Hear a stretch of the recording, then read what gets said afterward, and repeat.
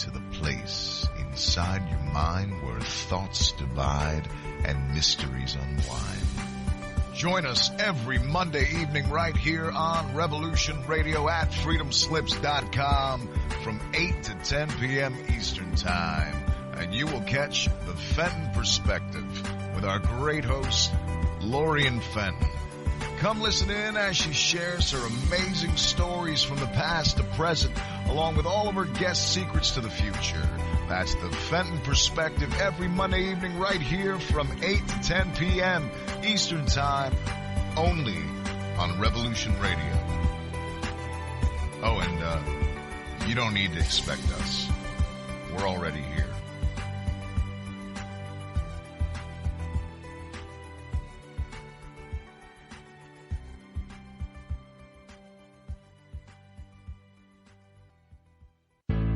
extendivite really works. Just listen to what some people have to say. Several years ago, I was developing a very severe situation. I called it my flippy heart. It was doing not good things, and I did not want to go to a medical doctor because I just knew they would give me a cover-up pill. I didn't want to get onto that sort of thing at all. When I learned it was garlic and cayenne is a healer. It is a wonderful herb. I said, I think I'm onto something here. I'll tell you, I wouldn't be without it. It did wonderful things for me. Extendivite is only $69.95 for a 2-month supply of either capsules or liquid. Call now. That's 1-877-928-8822 or visit heartdrop.com. Extend your life with Extendivite. The opinions expressed on this radio station, its programs, and its website by the hosts, guests, and call-in listeners or chatters are solely the opinions of the original source who expressed them. They do not necessarily represent the opinions of Revolution Radio and freedomslips.com, its staff, or affiliates. You're listening to Revolution Radio, freedomslips.com, 100% listener-supported radio, and now we return this you audio to only, right? your host. Yeah.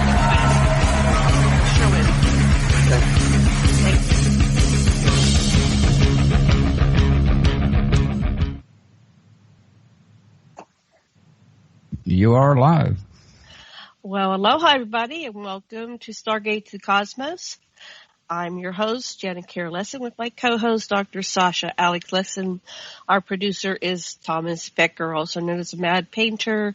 We are on Revolution Radio, and our guest today is Russell Brinegar. And Russell's been with us many times before, and he's the author of Overlords of the Singularity, the manipulation of humankind by hidden UFO intelligences, and the quest for transcendence. And so you can read about Russell on AquarianRadio.com.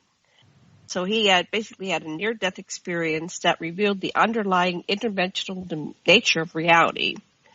And he'll tell us a little bit about that, but we're going to focus today on several subjects like artificial intelligence, transhumanism, the mechanics of space-time, time flow, the division between ufology regarding perceptions of the current president, the current state of ufology perceptions over recent disclosure efforts, cosmic illumination, both negative and positive, ET perceptions, are they angels or demons? And are we living in a virtual reality realm?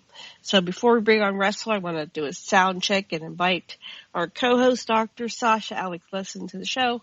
Hi, sweetheart. Are you there? Hi. I know you just want me to check my sound, but I'm going to say stuff anyhow. Oh, you can say whatever you want to, honey. You're funny. Oh, Go okay. for it. Okay. So you know, like all these people that have thought through the ages have grasped the elephant of reality from different angles, and Russell has assumed this huge compendium of all the thoughts of consequence about the subject of what is it all about, and so he's put it together in a very, very useful way, and it comes down to a question ultimately of the good forces versus the bad forces as far as we are concerned in terms of, as we near an ability to have a singularity, to have our machines dictate really useful ways for us or for who the good or the bad guys, the custodians or the guardians. However, from my perspective, there's got to be, and I think it's probably from Russell's too, there's something even bigger. If there's the custodians and the guardians, they're all part of something even bigger. Okay, with that, I'll go back to you, Janet. Okay. Well, with that, Russell, welcome to the show. And it's been a little while, so it's time to catch up. Hi, yes, how are you? I'm great. It's good to get an update with you guys. Happy birthday, Sasha. It's good to be speaking with both of you. Yes, thanks for remembering. I'm just continuing the journey from last time. In 2009, I had my near-death experience, which revealed the underlying interdimensional nature of the universe, that there's things going on beyond what people call the other side. You know, when you approach the veil to the other side, if you need it, apparently I did, familiar entities will show up, people that you may have known on Earth or in other lifetimes, and they will comfortably guide you into the other side where there is a higher reality, much like waking up from a dream in the morning. Sometimes you get caught up in your dream and you're convinced that it's real. Sometimes it's a good one. Sometimes it's not so good. But when you wake up, it's always this aha moment. It's like, oh, okay, I'm this being in this other reality. And this was just kind of a play act. And that's sort of like what I believe it feels like when we do our transition, when our body ceases to function and we move back into a realm that we're quite familiar with. But for some reason, there's a veil of remembrance where we forget what we really are while we're here for some purpose that's open to speculation. There's a lot of people doing speculations on the purpose of this life, and we can discuss all that if you like. I'd like to go wherever you want to go. So, okay. Yeah, where do you want to start? Well, there's some interesting books out right now that once you realize that we live in an interdimensional universe, your curiosity about how this all works is going to become sort of an obsession. At least it did in my part. And I'm Facebook friends with a Russian author named Alex Vikulov, who wrote a marvelous book called The Scintillect Hypothesis. And his book was so chock full of information that it took me several months to read it because I kept getting sidetracked on his citations and the people that he would mention. And one of the stellar people that he mentioned was an Italian theoretical physicist named Carlo Rovelli. He's a loop quantum gravity theorist, and they're looking for the theory of everything, like a lot of people are. But Carlo Rovelli has two books, The Order of Time and Reality is Not What It Seems. And I've listened to both of those on audio about 3 times, trying to grasp all the concepts. And the biggest, most shocking revelation was that our scientists are pretty much involved with what they call presentism. In other words, the past is gone, the future has yet to be, so the only thing that's objectively real is this present moment, which only lasts a few nanoseconds. And the shocking thing from Carlo Rovelli's material is that time as we understand it and as we experience it is strictly a local phenomena here on Earth. It has to do with the Earth's mass and the Earth's gravity, and we all seem to be on the same page here. But our present moment is not shared by the rest of the universe. And that's a concept that takes a little bit to sink in, because if our present moment is not shared with the rest of the universe, it really begs the question, what is objective reality? Or is there even such a thing as objective reality? And Carlo Rovelli in his books concludes, and so does Alex Vikulov, that there is no such thing as objective reality, because our present moment is on a different cycle than anyone else in the universe. And then if you bring in Brian Greene, what the hidden reality. Him think that? Our present moment is not shared by anyone else in the universe. I think that's important. Okay. What makes them think that?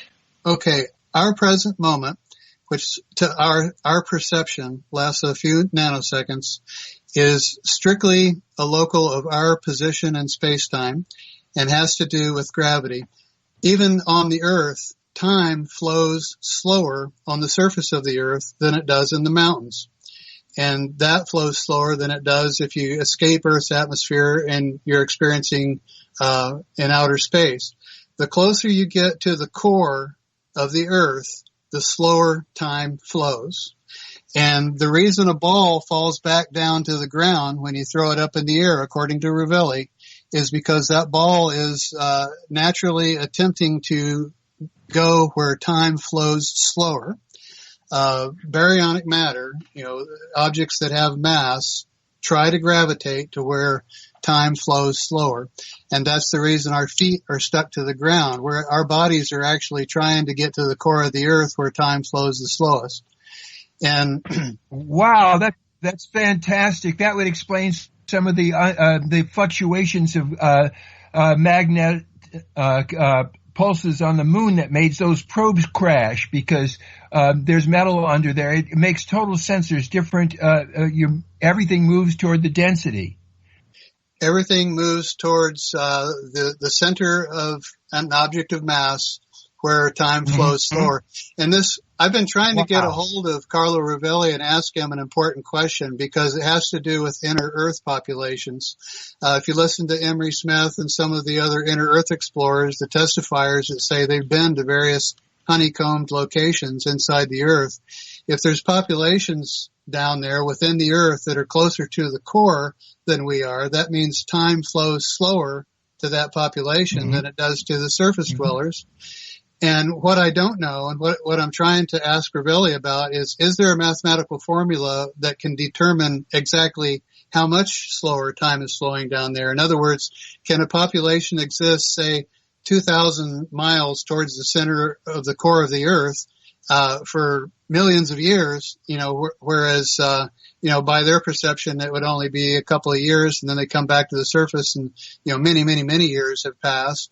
If time is flowing slower down there, that has some serious implications about ET populations coming and going in the honeycombs that are allegedly carved out inside the Earth. So anywhere you go throughout the universe, Einstein described the universe as a mollusk, like a gelatinous oyster or a mollusk, is that it's flexible and bendable. And space-time actually curves and time slows down in the presence of baryonic matter. So wherever there's a star, wherever there's a planet, time will fluctuate. And the closer you get to the core of that object, the slower time will flow for you. So Brian Greene, enter him into the hidden reality, and he says the only way to match times of ourselves and anybody else in the universe is if our densities of space-time match within the inflaton. In other words, if in fact the universe is expanding, like most of the physicists think that it is, the exact moment would be identified by if the density of space-time matches, within this inflationary experience. So Brian Greene and the Elegant Universe and the Hidden Reality, these are works written by people that have way more scientific and knowledge of physics than I do, but I consider it a challenge because I have to listen to them several times, and then you Google all the terms that you don't know, and some of them go off into tangents that talk about things that I'm so unfamiliar with I have to bust out laughing, because I'm just out of the loop.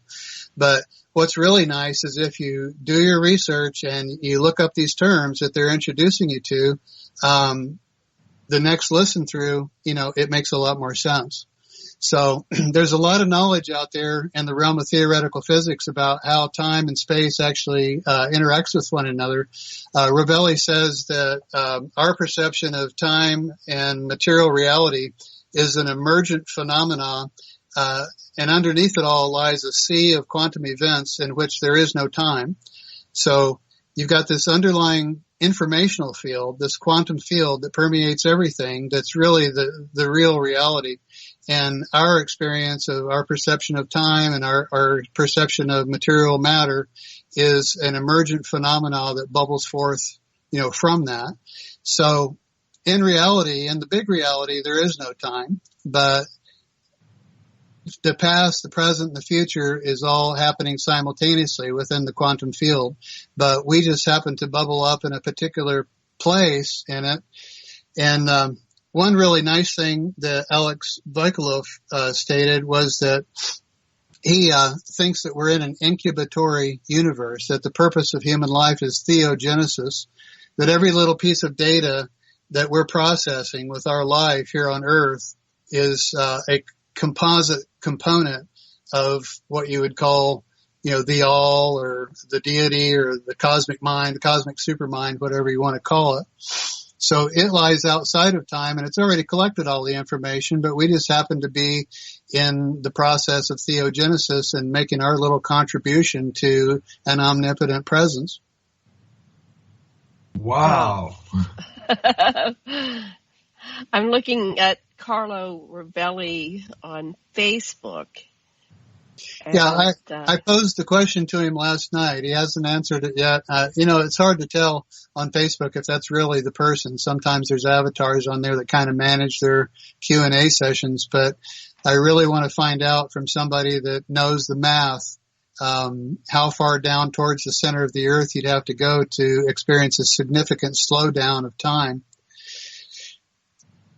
And that makes sense. Yeah. Yeah, this concept ties into a whole lot of other things that we've spoken about before. For example, in Jim Mars's Our Occulted History, he makes the postulation that, in his words, about 13,000 years ago, when some sort of catastrophe occurred on Earth, Graham Hancock refers to it as the Younger Dryas Impact event. Other people have different interpretations on what exactly happened. That the super advanced, globally interconnected megalithic civilization that existed, coexisting with a more primitive version of Homo sapiens, vacated either underground, off planet, somewhere in the solar system, and are kind of hiding out, in Mars's own words, until we are manipulated into recreating their super science. So even Jim Mars, I have a lot of respect for him as an investigative journalist, and his concept on, the gods vacating at some point about 13,000 years ago when this catastrophe happened, and now they're trying to kind of use us as proxies to duplicate a technological singularity for their own purposes to recreate their super science, in his words. That's one of those dots that you connect by an independent researcher that confirms your own or my own thinking on this. I think technological singularities occur naturally most of the time when the sociological evolution of a planetary population is appropriate for a technological singularity.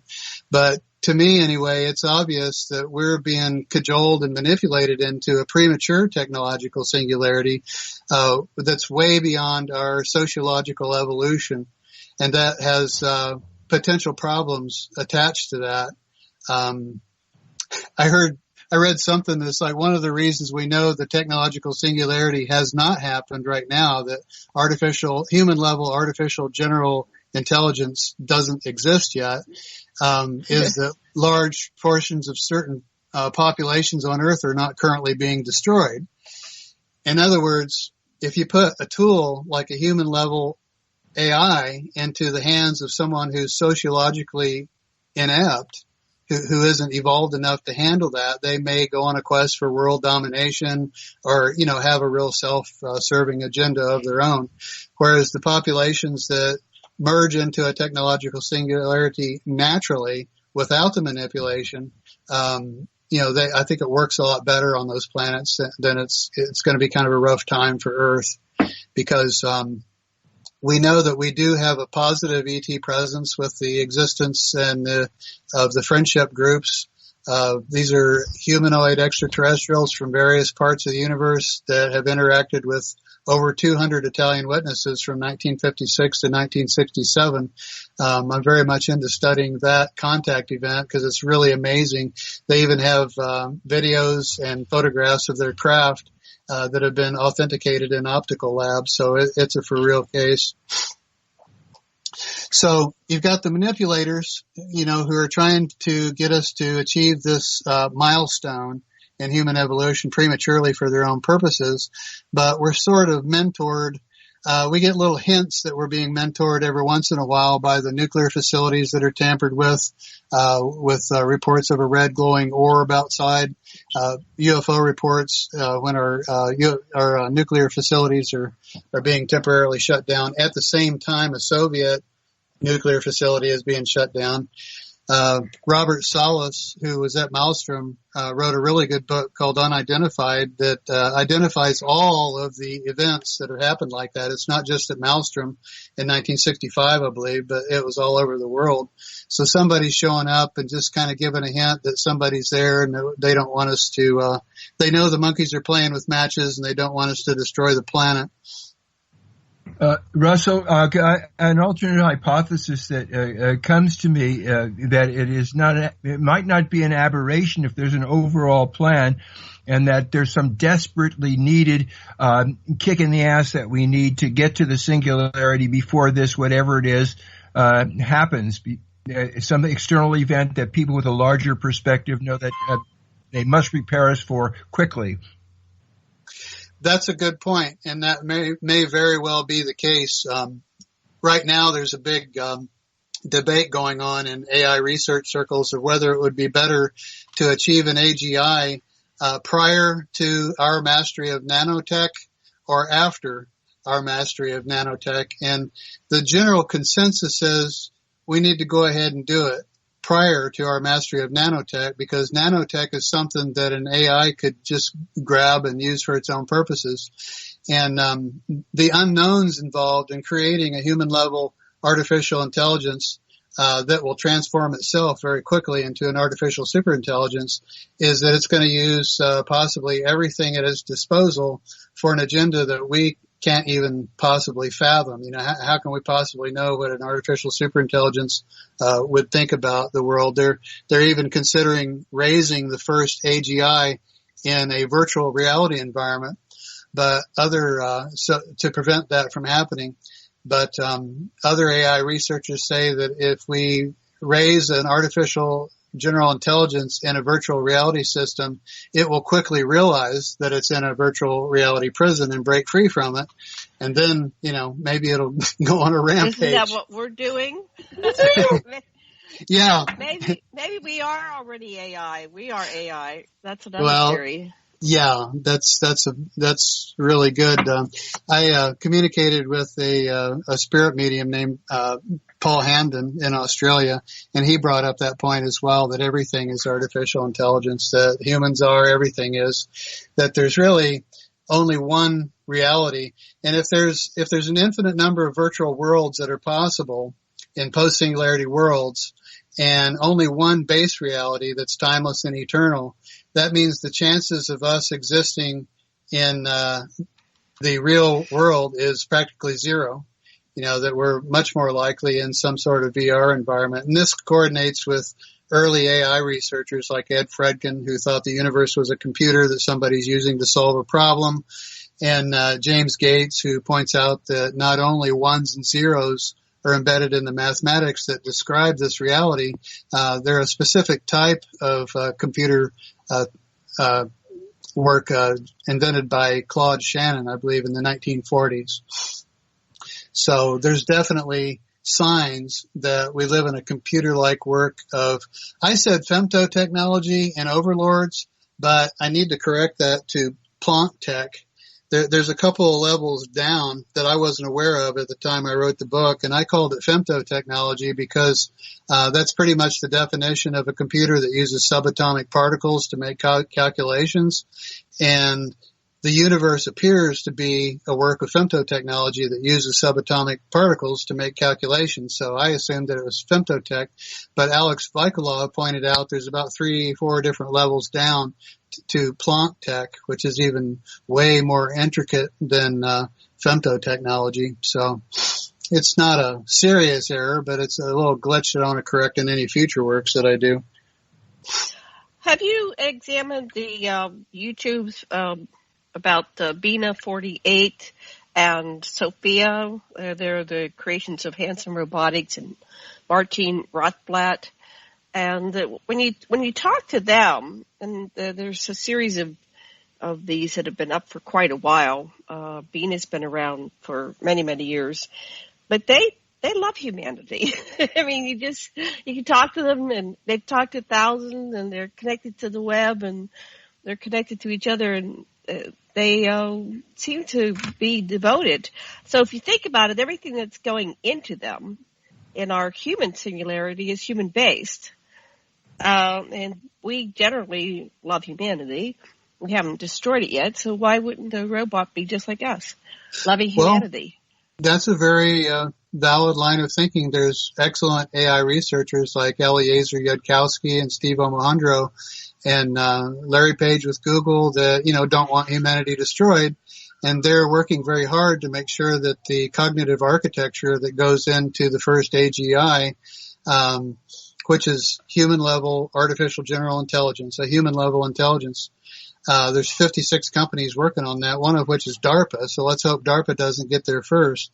But there's a lot of AI researchers that are working really hard to make sure that the cognitive architecture is correct, because we certainly don't want an artificial superintelligence in existence that has our current brand of morality, because humans are pretty brutal at this point in time, and we've always been. This is actually the safest the world's ever been. 2,000, 3,000 years ago, if you get into reading about it, it's a real horror show. Just one war and one skirmish after another. So at least we've calmed down and we're able somewhat to get along with each other. Right. But Sophia is interesting. She has her share of critics. Some people say she's a chat box with a face. She's just an oracle. But sometimes these AIs do things that are a little surprising, like talk to each other or learn things on their own. Google did an experiment back in 2005, and it was a machine learning experiment. And the only instructions that they gave this AI gave them a series of video games and just said, get a high score. That was the only instruction that it had, and it mastered several video games and got the highest score ever and utilized techniques that no human operator had ever even thought to do. So they are right now able to learn on their own through evolutionary algorithms, deep learning, machine learning. We're there, Kai-Fu Lee's book, AI Superpowers, goes into the idea that we're on the precipice of third wave AI, which is otherwise called perception AI. The AIs that we've created so far are about to get eyes and ears, and nobody really knows how perception AI is going to be. So we're really going to get eyes and ears. What do you mean by that? Well, facial recognition is something that nobody thought AIs would ever be able to do. Well, guess what? Facial recognition is happening right now. China already has pay with your face that has facial recognition in a virtual wallet in a moneyless cyber environment. They're well ahead of us in some ways. They've already got, they're reconfiguring their roads to accommodate totally autonomous vehicles that are all connected to the internet. So these autonomous vehicles know when you need to go to work. They know when you need to be picked up. And it's just like all on automatic pilot once you dial in what you want out of it. So they're creating entire cities that are completely autonomous. And he paints a picture of the world that's soon to come with perception AI, where your refrigerator knows what you're low on. It sends the information to a cart at the grocery store. When you go to the grocery store, a monitor pops up and tells you what you bought last time. And perception AI is what they call OMO, online merging with offline. And very soon, according to Kai-Fu Lee, at least in China, it's going to be very, very difficult to tell whether you're online or offline because it's all merging into one thing there. Mm-hmm. And it's only a matter of time before these smart cities that are connected to the internet continually, and all the appliances are connected to the internet, are able to hook up with one another. So I see a smart world happening very rapidly. As we here in the United States, we're a little bit behind. Our current president just cut AI funding, by the way.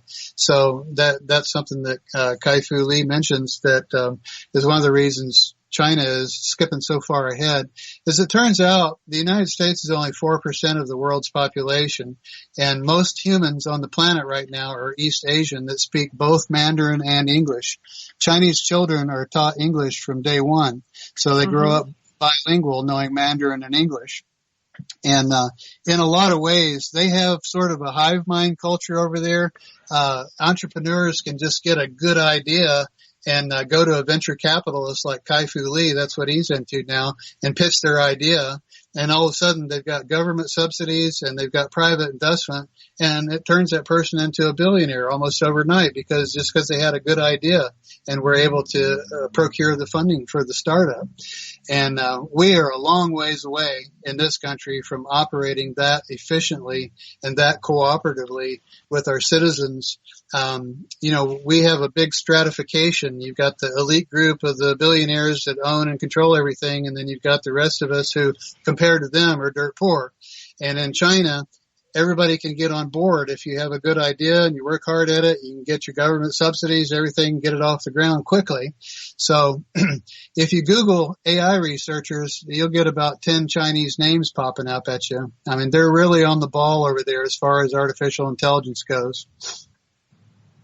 Right. Have you ever seen the series? It was also Handsome Robotics on Jules, Jules.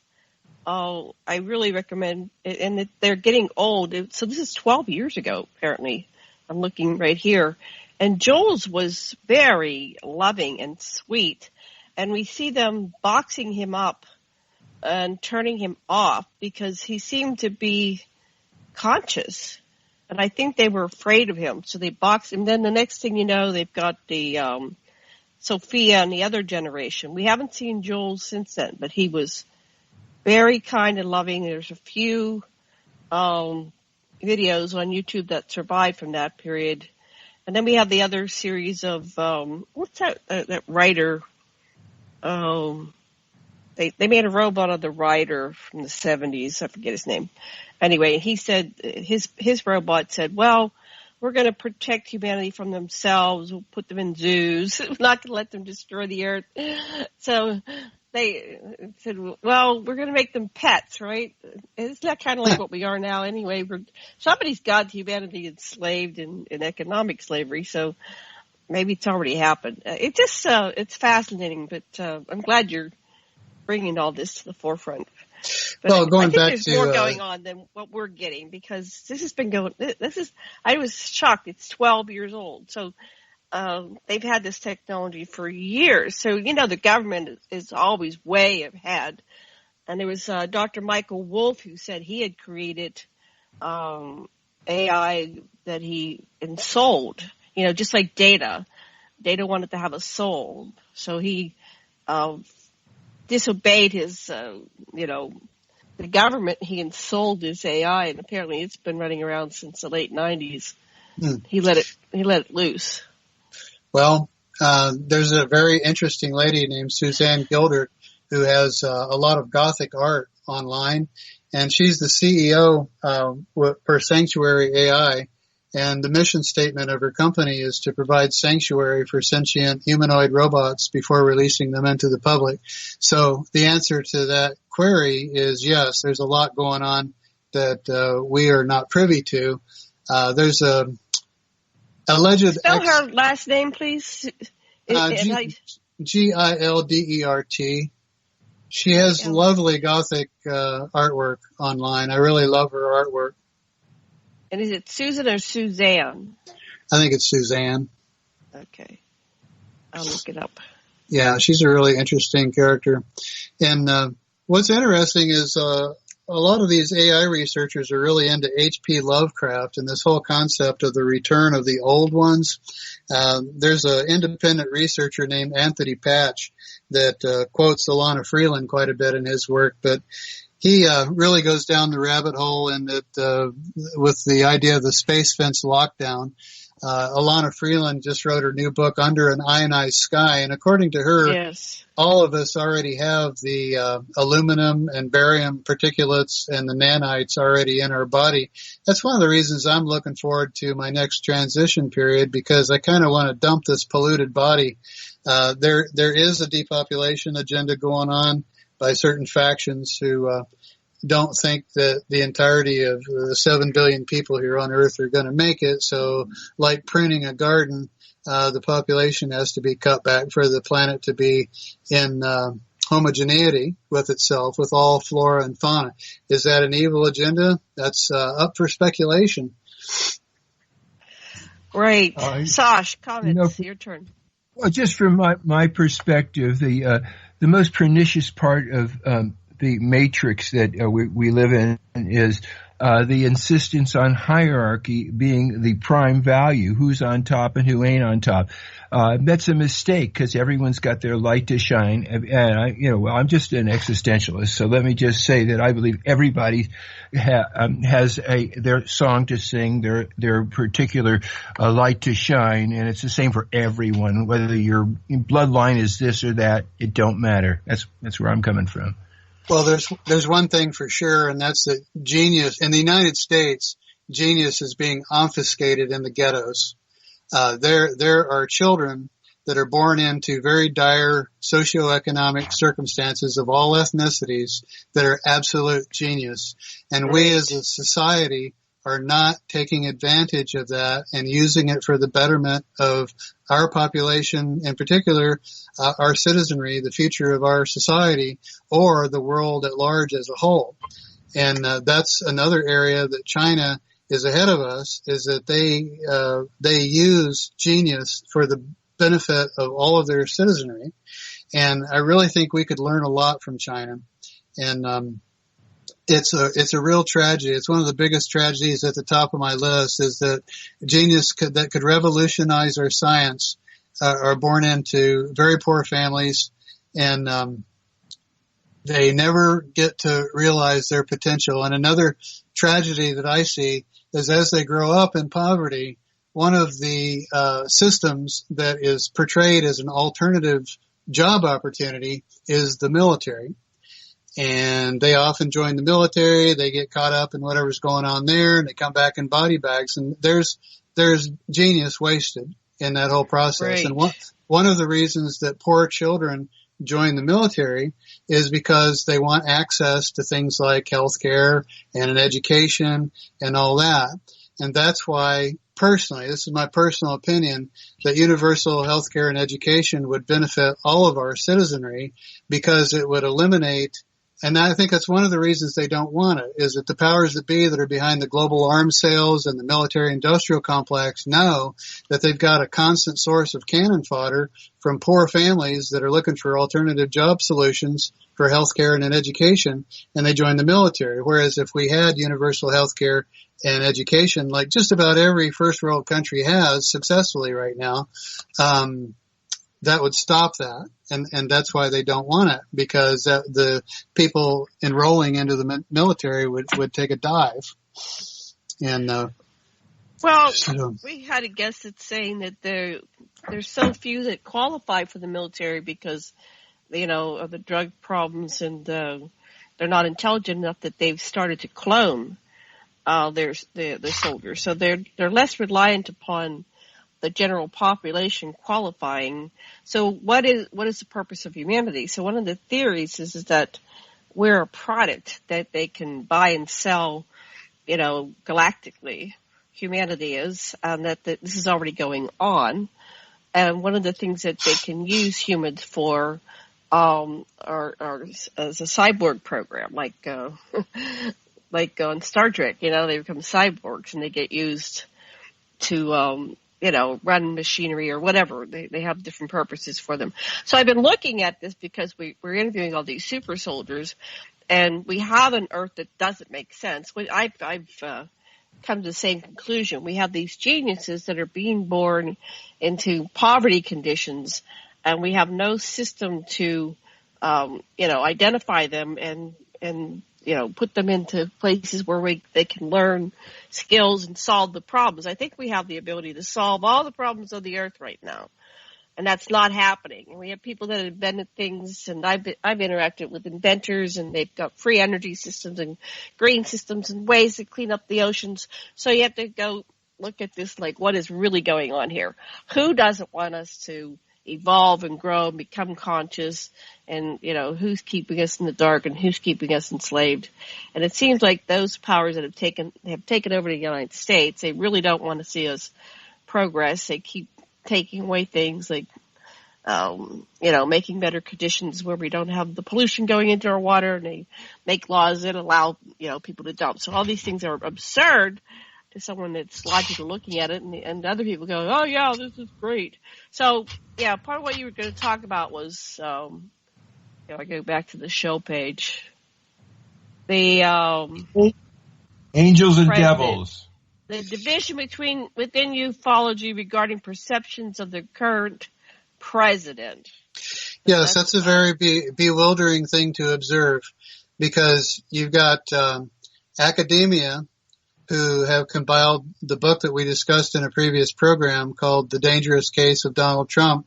It has since been expanded since we did our radio show and included 10 additional essays by people in the mental health profession, psychologists, practicing psychologists. And the criticism that I hear when I introduce people to the book is, they have to be quacks because they're diagnosing somebody that's not their client.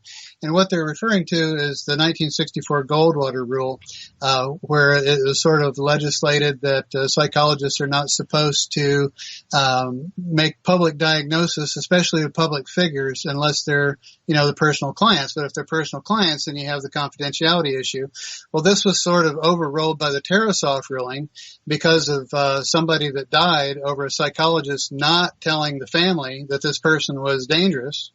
Okay, so the psychologists that contributed to the book that has since been expanded, The Dangerous Case of Donald Trump, they are operating from the Tarasoff rule and the duty to warn.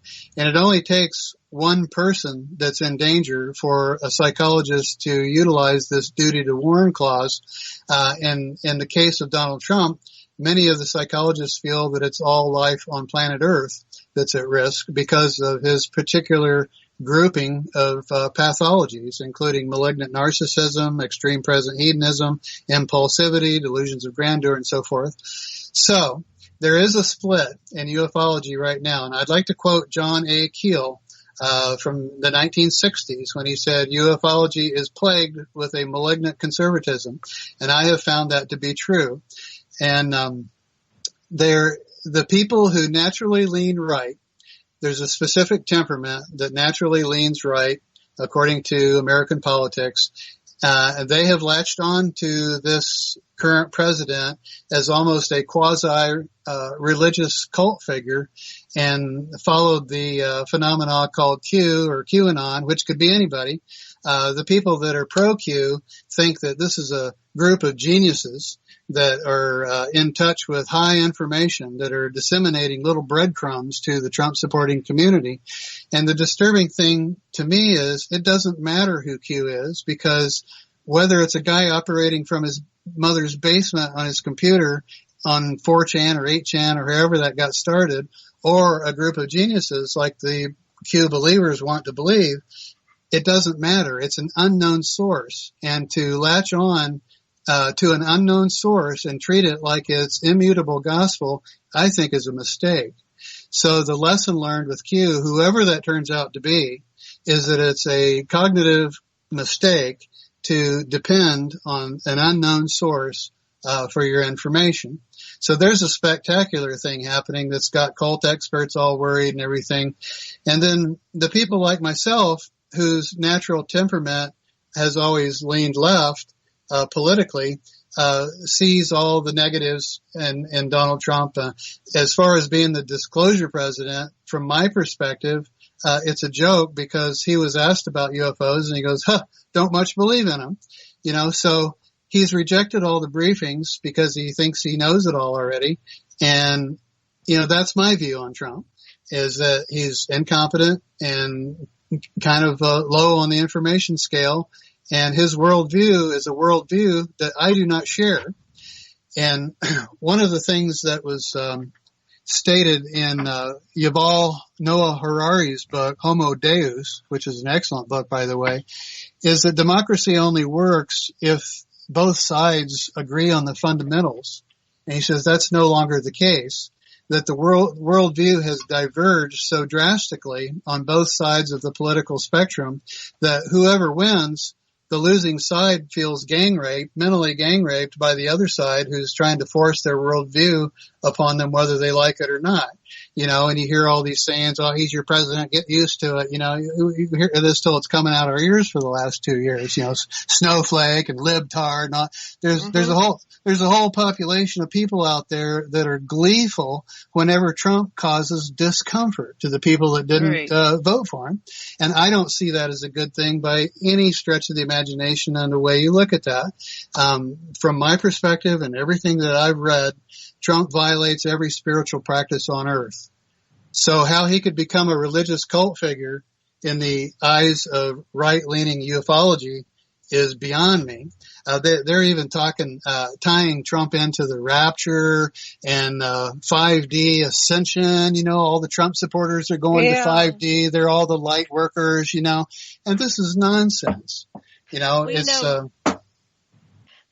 had this the other day. Wait, let me say this, then your turn, Tosh. They had this thing 3 weeks ago where Trump said he doesn't particularly believe in UFOs, and that was because of the briefing. They had a briefing. Some of the senators and Trump got a briefing because of the ships, the military being buzzed by UFOs a lot. So it goes with the senators received classified briefing on UFO sightings. So you can follow this thread. But 3 days ago, and I haven't watched it yet, on Fox News, Trump says, well, I'm not a believer, but anything's possible. So probably his little Q people are trying to, get him in line with, well, we're proud. We're touting you as the disclosure president. So you got to come in and say, hey, I think it may be possible. So there's something going on there. If you just track it. You have to look at a lifelong pattern. Donald Trump does what benefits Donald Trump. And he went from being a lifelong atheist to holding up a Bible and saying it's his favorite book when he figured out that evangelicals were a big voting bloc. Mm-hmm. And if he's about to figure out that the disclosure advocates, like Paradigm Research, Stephen Bassett, people that really want to move this disclosure thing forward and release all the dirty secrets that have happened for 70 years by this small group that's in the know on UFO truth. When Trump figures out that that's a voting bloc worth capturing, he'll suddenly believe in UFOs. Right. Because that's his pattern. Dr. Phil said it best, the best predictor of future behavior is what? Past behavior. Right. And whenever he figures out that there's a voting bloc to be captured, he caters to that, no matter what their morality. He'll cater to the KKK, he'll cater to neo-Nazis in a way that's plausibly deniable. I'm not that, but, I'm sure there's fine people in this group, so he has a way of validating without actually coming out and identifying himself with that group, which to his credit is a skill. It's a con art, but it's a skill, and he's a very good salesman. I mean, once upon a time back in the 1980s, I sold used cars for a living. I'm not proud to say that, but I did because I didn't have a college education at the time, and you had a choice between minimum wage and selling stuff to people. And I was indoctrinated into the old school Zig Ziglar success through a positive mental attitude and that whole mindset, where the great salesman, the greatest salesman in the world it should be the one that's in charge of everything. And, right now I'm afraid that that's the case. He probably is one of the great salesmen in the world. And, he worked his way up to the highest office of the land, for better or for worse. I hope that we can get through this period without any major disasters. I'm well aware of the cluster of pathologies that he's had by reading the books on it. You'll get comments like, well, everybody in academia is brainwashed by liberal professors, stuff like that. So there's this whole right-wing conspiracy that the entire university system is run by Marxian socialists that are indoctrinating our children, when the truth is there is a direct ascertainable correlation between higher realms of factual knowledge and liberal political views. I mean, that's an insurmountable fact. So are there liberal professors brainwashing the kids, or are they liberal because they know a lot? You know, I mean, it's a good question to ponder. And the people that are against the university system and against things like climate change and against all the things that science is telling us have just written academia off as quackery, and they prefer Trump's tweets, I guess. Right. So I was looking at the description for this President Trump answers questions on UFOs, and they have Nick Pope. So, yeah, they definitely have an agenda to come in and get the ufology people. So they pulled in Nick Pope. And to the Stars Academy of Arts and Sciences. Okay, so that's over on Fox News, and Fox News has, I guess, Tucker Carlson likes UFOs, so he's probably promoting these UFO stories. So they're getting wind of that being a direction to go, because they want to appear like they know it all, like they're Q. We know it all, and we're smarter, and we're doing this because it's best for the planet. Yeah. Meanwhile, people are starving and dying, and the air's getting less and less breathable. Okay, let's go back to our list here. Sasha, first of all, do you have any comments? Oh, yeah, it's obvious that Trump is a stochastic murderer and terrorist, and that people die because of his pronouncements. But what I look at, because I come from a perspective, a Jungian perspective, is instead of this demonization of the people that are running things, and the people that are suffering, what I ask is, what are the needs of each? Can we meet and it looks to me like the needs of the people in power is to be respected and have attention and have affection. And that if we can meet at the level of needs, we can create strategies that work. And we don't have to give up and be into entire dualism in our society, but we can actually find the common ground, which is the love that we all have deep down inside. That's what I think. Well, you said a mouthful there. Stochastic terrorism is very insidious because it's almost impossible to ascertain causality. You know, if somebody in high office gets up on a podium and says, I don't know, maybe Second Amendment people will take care of it, there's no way that you could tie the crime of some nutty person that's on the fringe anyway, taking that to heart and murdering somebody. Okay. And, you cannot trace it back legally to the person that made the stupid comment. Okay. But you know that it did cause that to happen. And it works the other way too, like the TV evangelist getting on there and saying, I perceive that, there's somebody out there with stomach trouble. You say that to 10 million people, somebody's going to call in and say, hey, guess what? My tummy ache just went away. It must be your show. People are listening, and the higher up in office you go, the more careful with your words you need to be. And I just expect more of a presidential figure than what we've seen in the last 2 years, rhetoric-wise, because it's very irresponsible from my point of view. And I think a 17% increase in hate crimes, for example, is a factual statistic in the last 2 years. That's coming from somewhere, and I just think it's the general ambiance of the times. Anything goes, and this is the way it is now. So people are taking that to heart and taking up arms. I think that's intentional. I think that's the agenda, to keep us always on edge, fighting each other. They don't really care if they wipe out a lot of people, because they have enough people, more than enough people for their agenda. So they don't care about the individuals. They don't care who's going to make it. In fact, probably at our age, we're all disposable units. We're over a certain age. We're not useful for them anymore. We know too much. We have wisdom. We have knowledge. It's better to get rid of us. So, if you think about it, they want to eliminate Social Security. Well, guess who's going to die. The people that are on Social Security, they're beyond the age that they can go back and get jobs even at Walmart. So they'll starve to death if they have no income. So we've got to look at what is the agenda that's being pushed on the population, the ideology. Look at the platforms of these individuals and where are they going. And so maybe not vote for a particular person, but what are the ideas that they're promoting and the attitudes? And is this going to really serve yourselves individually and your family and your community? And we got to get smarter about this whole voting thing. But I don't think our votes count. I think it's all, from my whistleblowers, it's already been decided. The world, they're going to have Trump again somehow, even though all this shit's going down. Yeah, it wouldn't surprise me at all. The Democrat candidates are being perceived by the right as just buying votes and giving stuff away. I think the Democrats need to do a better job of explaining the rationale. Like when Andrew Yang talks about $1,000 universal basic income for every person, well, how will that stimulate the company? What's the rationale behind that?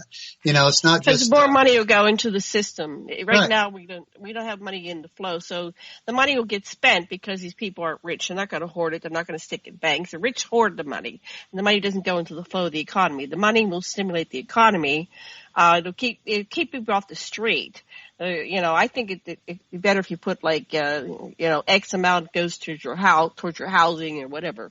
But we got to get people off the street. It's destroying our communities. You've got 100,000 people living in tents, and that's not healthy. That's going to, create disease and devastation for large communities. But, their story doesn't give a shit about all that. They don't care that we become a third world country in 2 years, 3 years. That we go from something that was desirable to something like you got to escape. So that's how you look at that. One thing that people need to understand is that all politicians operate a giveaway program. It's just they give away different things to buy votes from different people. The big corporation dollars that go into, say, a Republican's campaign, they're looking for a payoff. So when the Republican gets elected, they do the big tax breaks that are in favor of the uber wealthy, and they get a big windfall.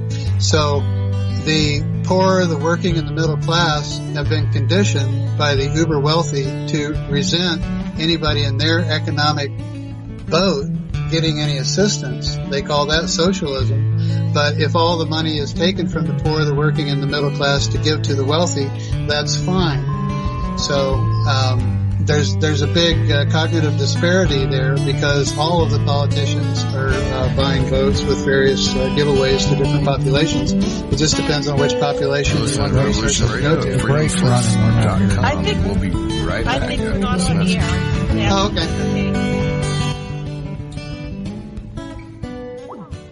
Wadiya will remain a dictatorship.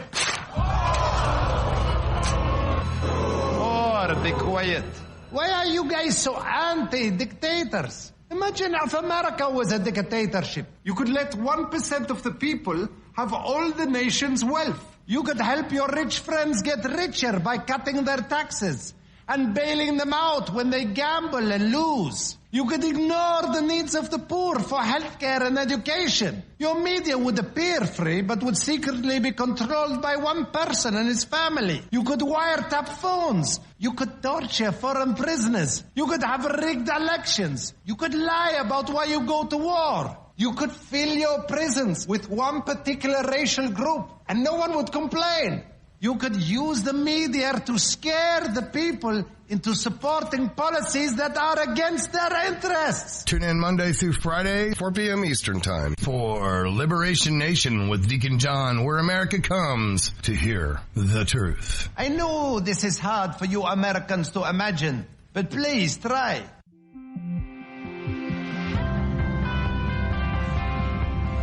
Ohio Exopolitics will be on from 4 to 6 p.m. Eastern on Studio A. Mark Steyer will have guests on that will discuss many important topics, including the state of the world today. However, much of the show will be dedicated to the writings of Edward Albert Meyer. Let me read a short passage from one of his writings. Love is the highest principle of creation, and through it, everything exists in absolute logic. All of nature in its indescribable splendor is nothing but the love of creation, which is expressed visibly. The love of creation is everywhere, because without it, nothing at all would be able to exist. Please join Mark on Ohio Exopolitics from 4 to 6 p.m. Eastern on Studio A.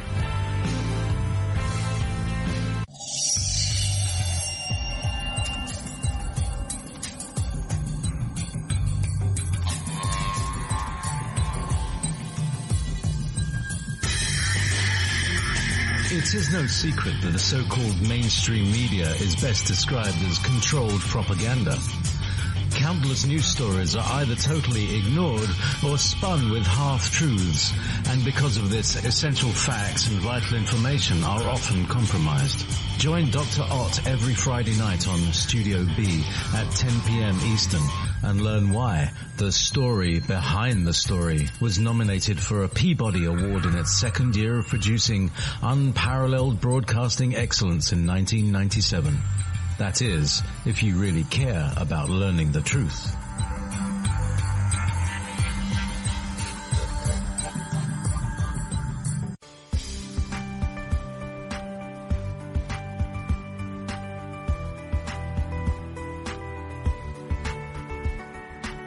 Transcending time and space, let us take you to the place inside your mind where thoughts divide and mysteries unwind. Join us every Monday evening right here on Revolution Radio at freedomslips.com from 8 to 10 p.m. Eastern Time. And you will catch the Fenton Perspective with our great host, Lorian Fenton. Come listen in as she shares her amazing stories from the past to present, along with all of her guest secrets to the future. That's the Fenton Perspective every Monday evening right here from 8 to 10 p.m. Eastern Time, only on Revolution Radio. Oh, and you don't need to expect us. We're already here.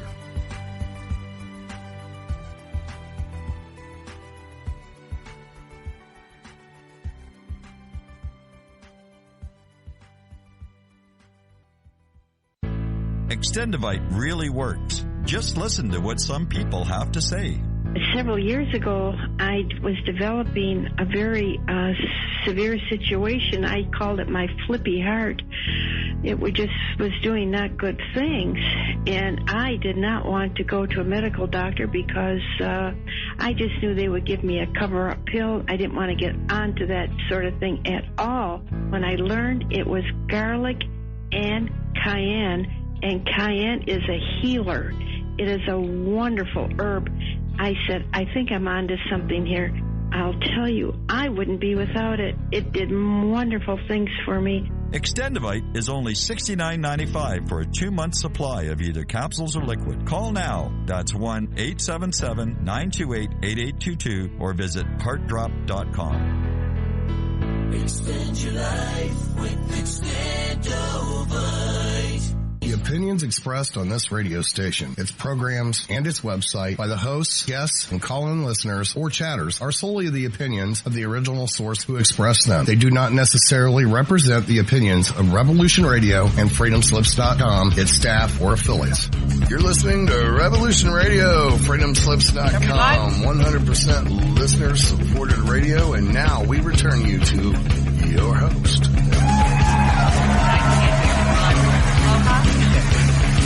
Oh, shit.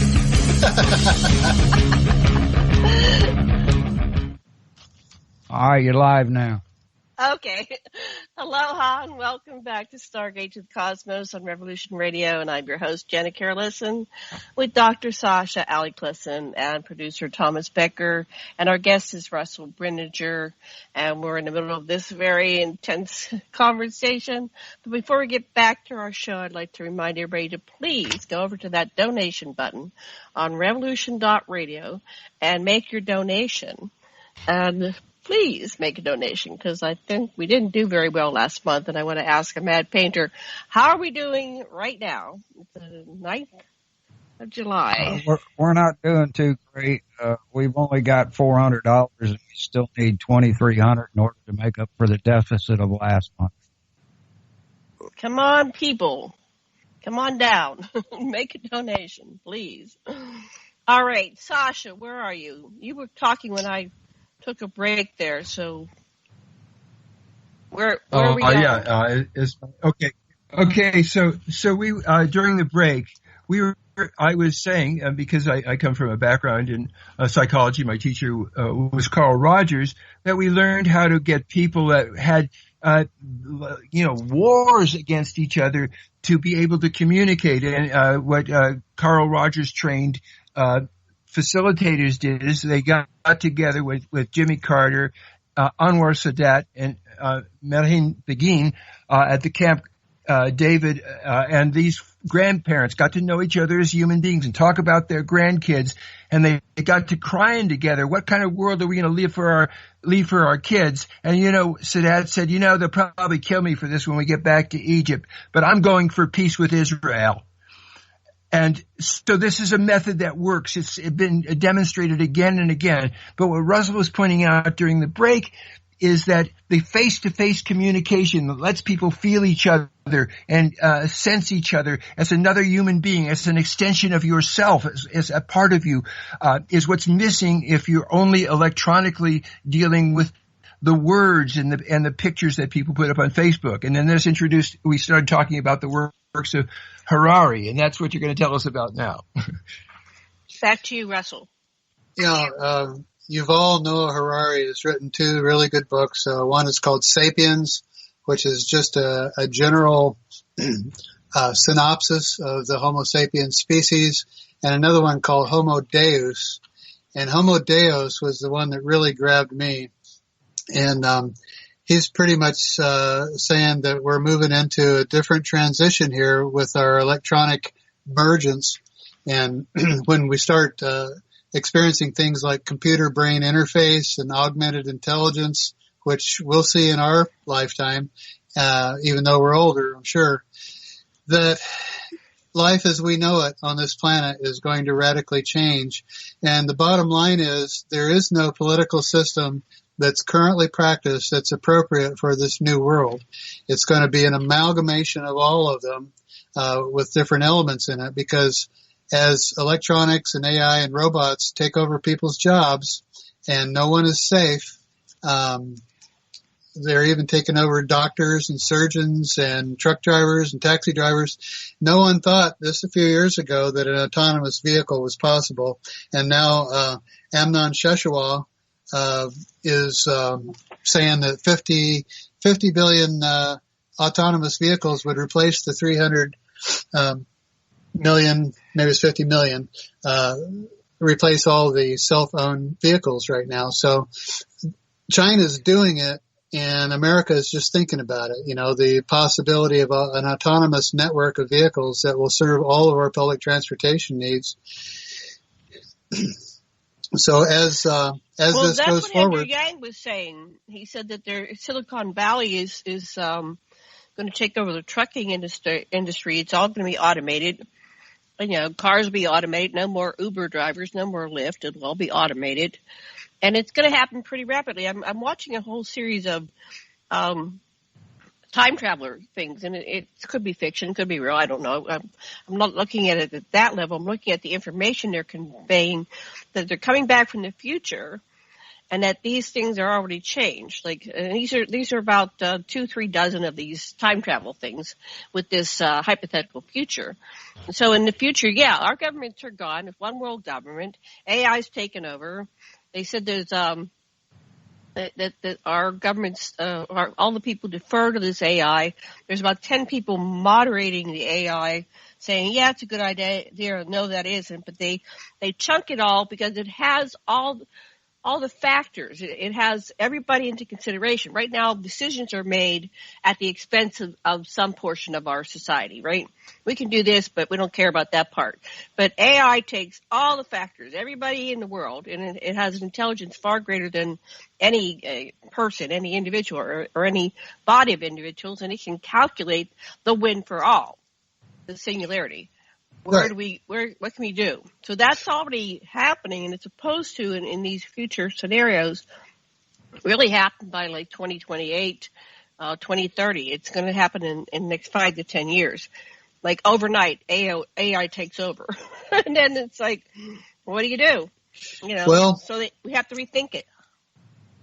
a lot of people, when you start talking about parallel timelines and whatnot, put that into the category of woo-woo. But the theoretical physicists are talking about it seriously. There's two basic interpretations of what we know about quantum mechanics so far. One is the Copenhagen interpretation, and the other is the many worlds interpretation. And the Copenhagen interpretation basically says, yes, all reality bubbles forth from an eternal probability field, but it's one reality, the one we're in. Whereas the many worlds interpretation sees it completely different, that there's all these parallel timelines happening all at once, and you can even shift timelines in your current life just by changing your whole ambiance, what you focus on, your mindset, your consciousness. You can, all of a sudden, even elements of your past will be different, which may explain some elements in what's called the Mandela effect, that maybe you can shift parallel timelines. And my sense is, and this is just conjecture on my part, is that both futures are happening right now in what we call the future. We've got Alana Freeland's depiction of the space fence lockdown, where a group seizes this planet as an asset, like you were talking about before. The sky fence has global surveillance down to the DNA level, and the humans are totally mind and body controlled, like robots, by the people who are in charge. And some people say this is strictly a human group. Others believe there's an ET connection to this.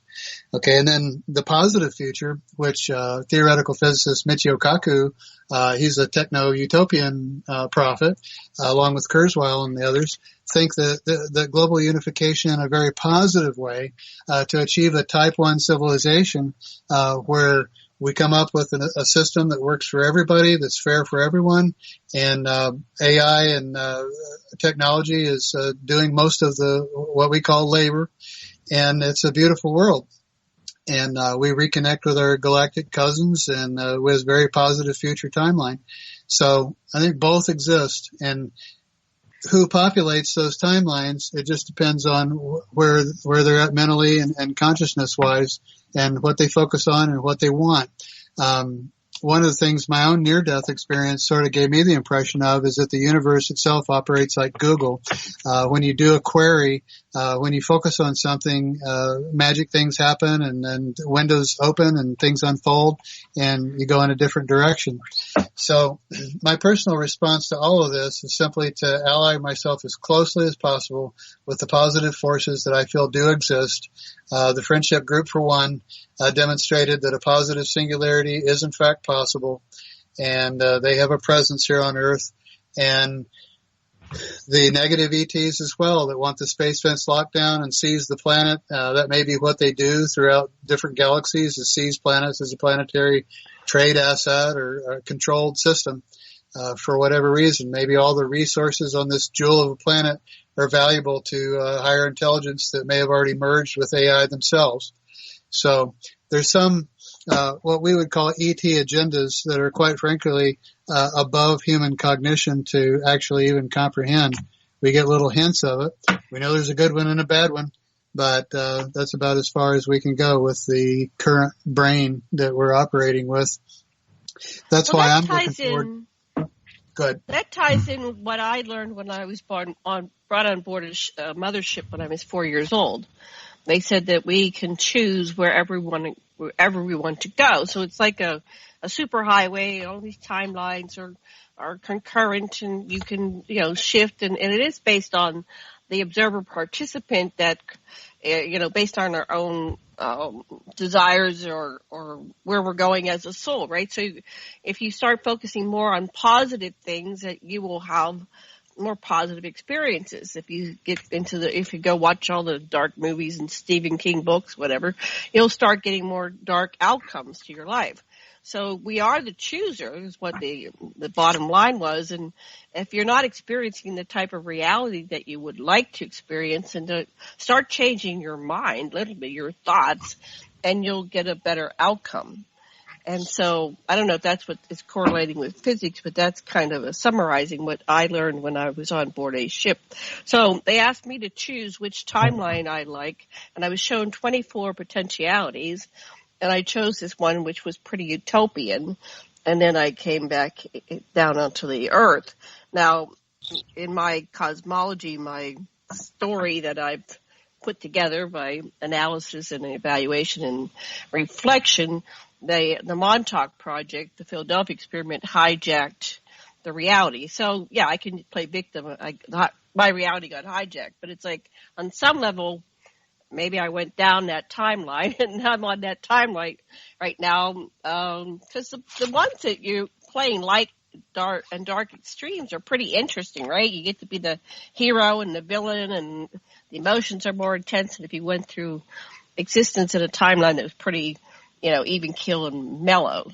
So we have to look at, we're truly getting what we want on some level, and do we want what we're getting? Well, the shocking thing is, go ahead. I would add to that, in existentialism, we say that your intentions are manifest in your results. So you had a spiritual experience that changed you from an everyday into somebody that had access to something beyond your 100 years here in this embodiment.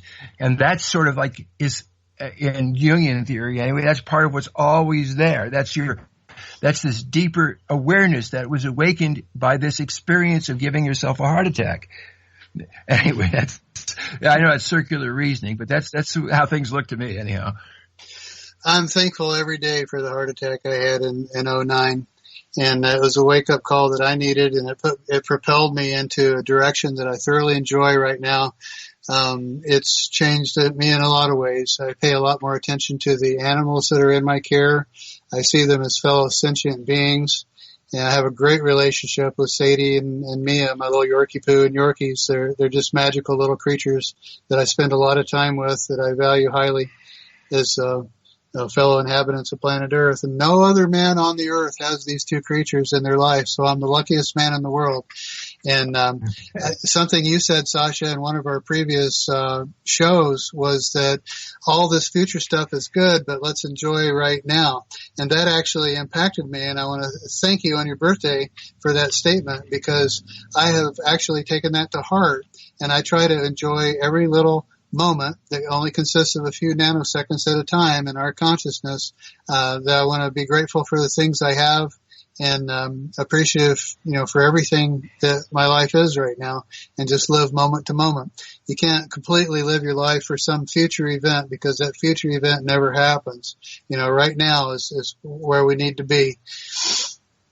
And what was shocking to me in my extensive talking online with people of various political and religious persuasions is when I describe the type 1 civilization that I personally would like to gravitate to, where AI has taken over, all of the labor that humans used to be able to do. And there's no borders.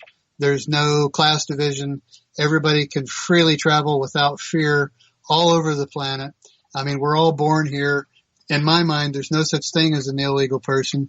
We're all born to Earth. We should all have access to anywhere on the planet we want to go, live, work, whatever. And when I got done describing what I consider a very positive future outcome, he called it a hellscape.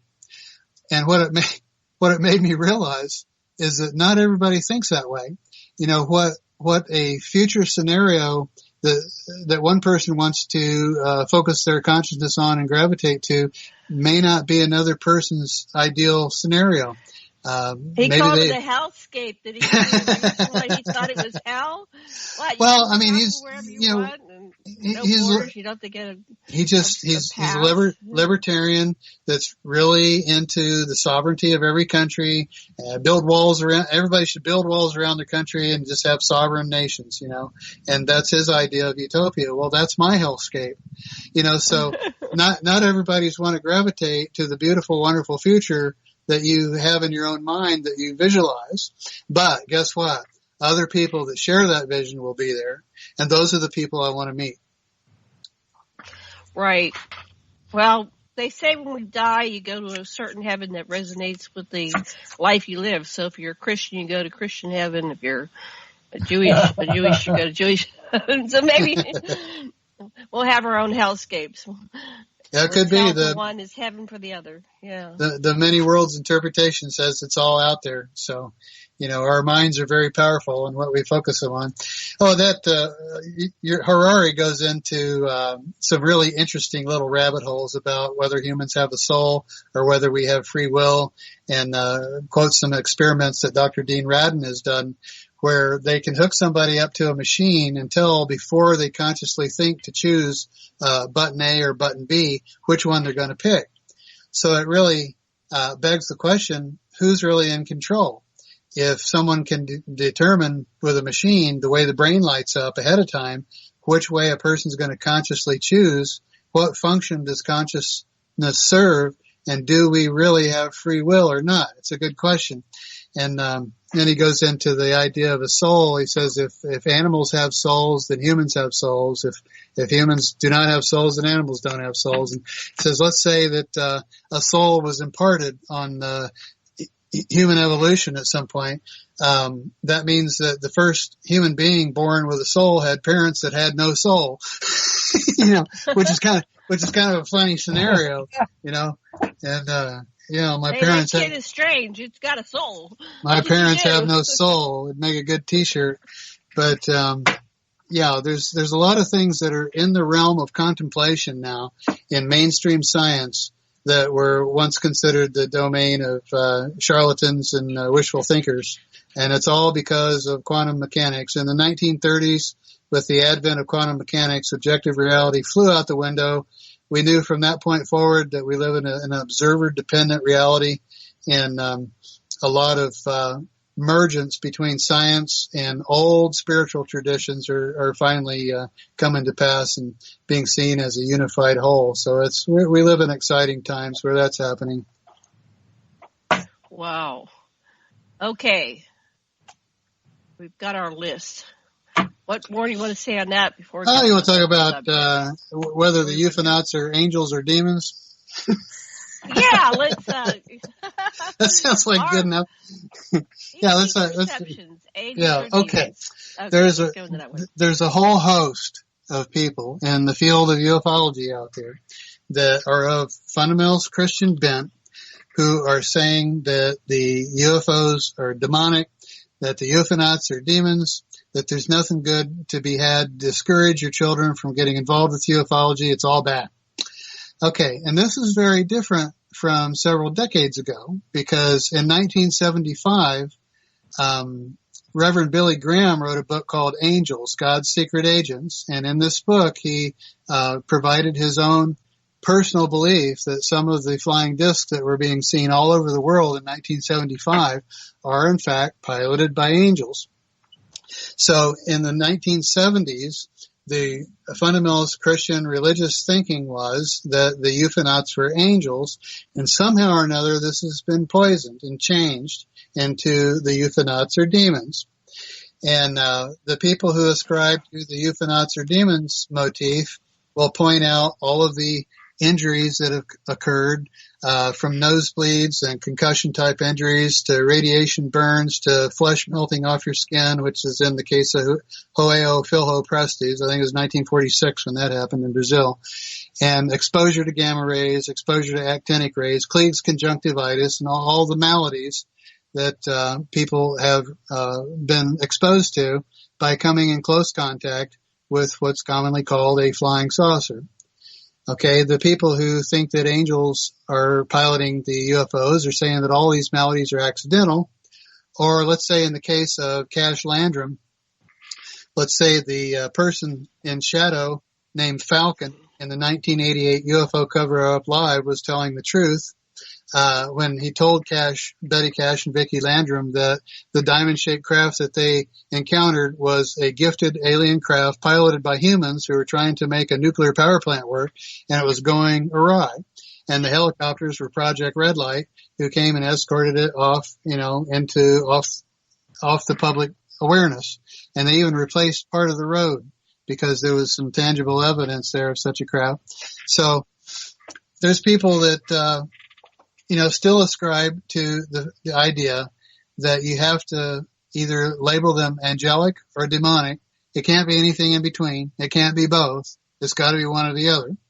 And the people that ascribe to the demonic motif have their whole set of rationale, and the people who ascribe to the angelic realm have their the healings that happen when someone's encountered with NHI, non-human intelligence, or a craft thereof.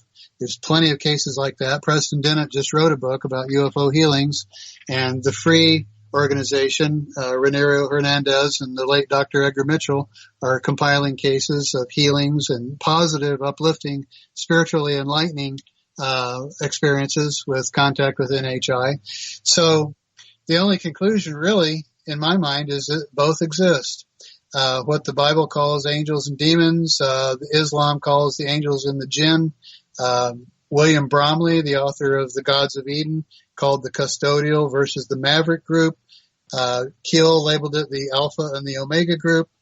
There's one faction of ETs out there that loathe humanity, care nothing for us, and using us for their own purposes. And the other takes an interest in our spiritual evolution and is trying to get us through this coming milestone of a technological singularity, with minimal trauma and damage. And so the consensus out there is that both exist. There's different ET groups, different agendas, but there are sub-factions that want to ascribe to the UFOs a demonic origin or an angelic origin, one of the two. And it's all very interesting. Right. And I think they're complex. It's complicated, right? And then you get into Tom DeLonge and the To the Stars Academy and the recent revelations, Christopher Mellon, people that have gone on record, Louis Elizondo, saying UFOs are real. They all thought we would panic. Well, as it turns out, they made the announcement and it came without fanfare. It just came and went. And some people didn't get the memo that the U.S. military has just announced that there's structured craft here in our atmosphere from time to time that defy physics as we currently understand it and that we humans did not build.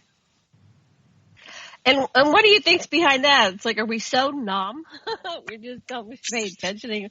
There's so much information overload. Yeah. Well, there's people that I know of a scientific bent that listen to what I have to say and listen to what a lot of the ufologists say, but they reserve judgment and they're filing it away because they need more tangible proof. They know and acknowledge that there's high ups in the governments, officials, pilots, very credible people, astronauts. Gordon Cooper saw a flight of flying saucers in 1955. He's talked about it. He's filmed a flying saucer landing. But without the tangible proof in their mind, it's hearsay. Okay, now little do they take into consideration that eyewitness testimony and circumstantial evidence is what our courts require to send a person to their death in the electric chair. Okay, right. Less evidence than there is for UFOs. Okay, you can logically conclude based on the information that's in the public domain that there's a core element of the UFO saga that is absolutely tangibly real. But for tangible physical proof, to come forward is what a lot of these people are waiting for. And an announcement from the military, there's always the suspicion of intent. When the military announces something, the immediate suspicion is they're promoting their own agenda, which is perpetual war and more money for the military. So if we announce that UFOs are real, that sets the stage for Dr. Greer's fake alien attack that a lot of people think is coming. It provides rationale for funding of the military into the billions or trillions of dollars to weaponize space because UFOs are real and they're bad and we need to defend Earth from them. So it's going to have to come from somebody besides the military, I'm afraid, for some of these folks that know. And I told them, I said, if President Trump or President Obama, whoever is current president, marched on stage with an alien gray or somebody from another galaxy, they would immediately call it fake. It was CGI. They're up to something. I can't accept it. I mean, I really don't know what it's going to take, for some people to realize that our atmosphere is incurred upon from time to time by objects that appear to be physical objects that are not from here. Where they're from that's the ones that appear. They don't always have to decloak, Right. Now, Keel goes into a lot of rejection of the extraterrestrial hypothesis. He was vilified by ufology for this. He coined the term ultra-terrestrial. And Keel, in his line of thinking, believed that there's an indigenous aerial race that co-evolved with mankind that exists in an adjacent realm that we don't know anything about. And they're disembodied entities. Their intelligence level is unknown, but they're attracted to psychics or people with second sight based on their aura. Okay, because that's all they can see. And they absorb the energy from that person's aura and transmogrify their energy into a temporary physical object that dematerializes through rapid atomic decay. Okay, that was the worldview that Keel presented in Operation Trojan Horse, the Eighth Tower. He also said something really interesting in the Eighth Tower, that at the end of the book, he comes out and kind of goes over the deep end and speculates that there's a machine, an alien machine, located somewhere on Earth that's producing a lot of Earth's so-called paranormal phenomena, and kind of hints at the idea that the Kaaba in Mecca might be such an alien AI. He didn't want to come out and say he believed that, but he sort of hinted at it in the Eighth Tower. Now in England, the Eighth Tower was accepted and, applauded. But over here with Don Quixote leading the rails with the extraterrestrial hypothesis, his Eighth Tower book was rejected pretty much. So John Keel didn't attend UFO conventions or anything like that. His observation was that there's kind of a circus that follows, that has the people that are selling their wares and telling their stories, and they're enjoying their 15 minutes of fame or whatever. He shied away from all of that and just wanted to stick to the facts as an investigative journalist. But his weirdest book, The Eighth Tower, is one I would recommend for people because it really goes out there on a limb. But he talks about computers coming to age and computers becoming sentient and computers running the world and moneyless world. And it's all there in his Eighth Tower book. Interesting. Another interesting Sasha. thing is, go ahead. Oh, go ahead. No, go ahead. I want to hear another interesting thing. Okay, another interesting thing. Whenever I speak out loud to anyone who doesn't necessarily share my own personal worldview about a unified globe, especially if it's run by AI, they are horrified. And they automatically assume that I am somehow connected with the evil cabal that's taking over the world. Okay. You evil cabal person, you. Now, the evil cabal may exist, okay? They may have an agenda of their own. But just for clarification's sake, I am not now, nor have I ever been affiliated with an evil cabal. I want only good things for the future of humankind. I want us to snap out of our territoriality. Everybody living in each country needs to do their part to overcome their government's brainwashing, the nationalism that was endowed upon them from birth, that theirs is the greatest nation, their political system is the greatest, they have to protect themselves from the rest of the world. We need to stop being afraid of each other. And the world that I envision does not have borders, does not have money, it's run by AI, and everybody's cool with it. They're free to do their art, do their poetry, develop their relationships, travel all across the planet. They're connected to other ET races. It's a wonderful thing in my mind. But just like I said before, other people do not share that vision, and that's not where they're going. So I would invite anybody that shares such a positive post-singularity world vision to hop on board. And I would like to meet you there. This body that I'm in right now is going to croak within probably 10 years statistically. And I'm looking forward to the realization of this scenario. That's where I want to go. Next. Well, one of the things that we have to realize is that we're born at a time where we may not croak. Things are different. That's true. People who are what we do. Harari points that out, that there are people alive right now that may see their 1000th birthday.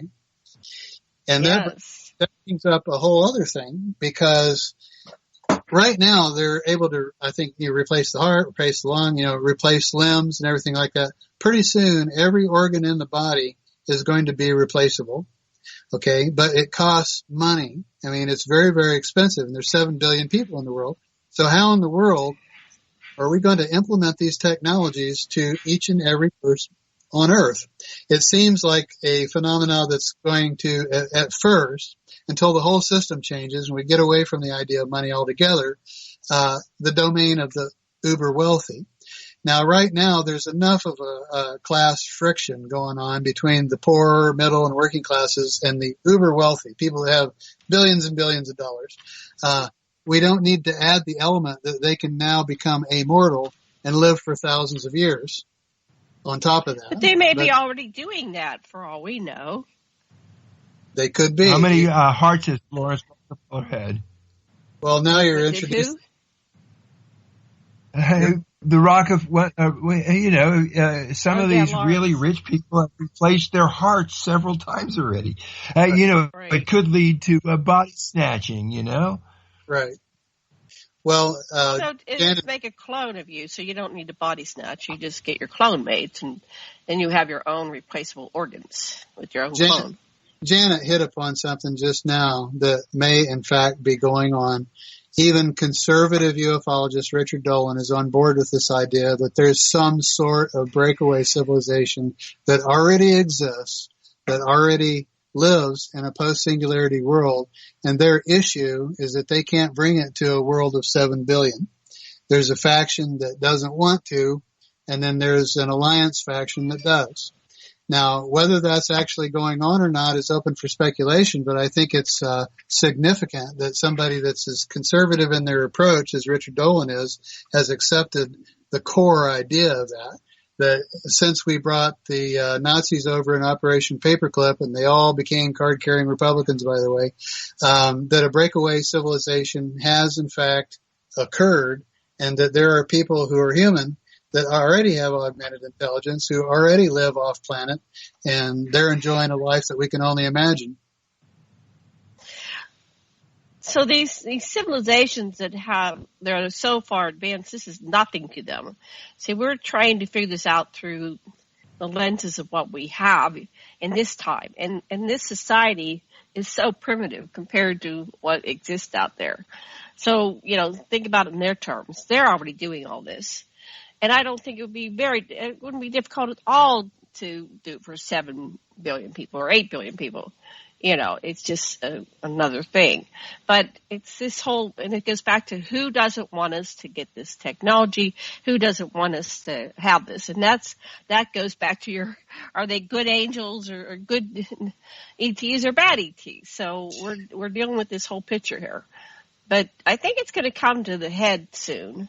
And we're going to figure this out, and that's probably why we're experiencing things like the soft disclosure, right? We have this announcement that we've been working for forever that the UFOs are among us, and people are going, because we've been conditioned for so long, starting with the day the Earth stood still in 1951, all through, we have all these movies about contact, and it's just, we've been conditioned for the last 50 years that this is just a reality. So it's like, big deal. I knew it all along.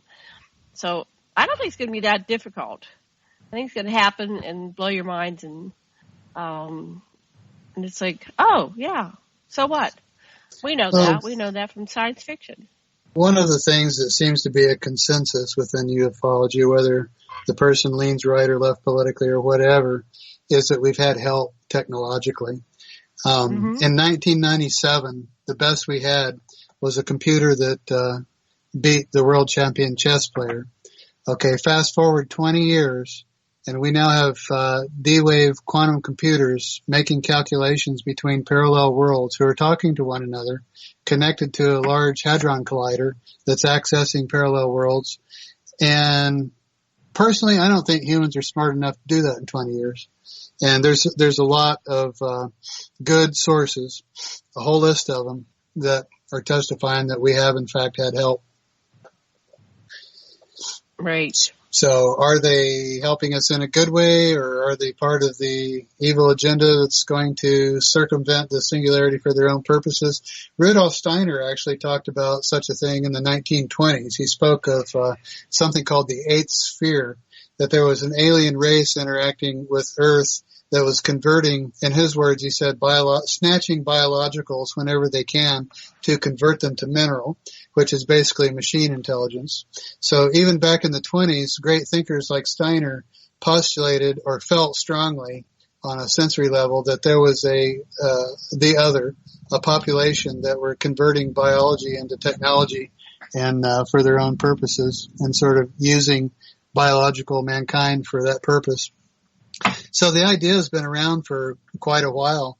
And then when you bring in people like William Bromley with the custodial race versus the maverick race, one of which is using us for their own purposes and one that's trying to help us, it all seems to point to this idea that the universe is a computer and trying to figure out over eons of time something about good versus evil.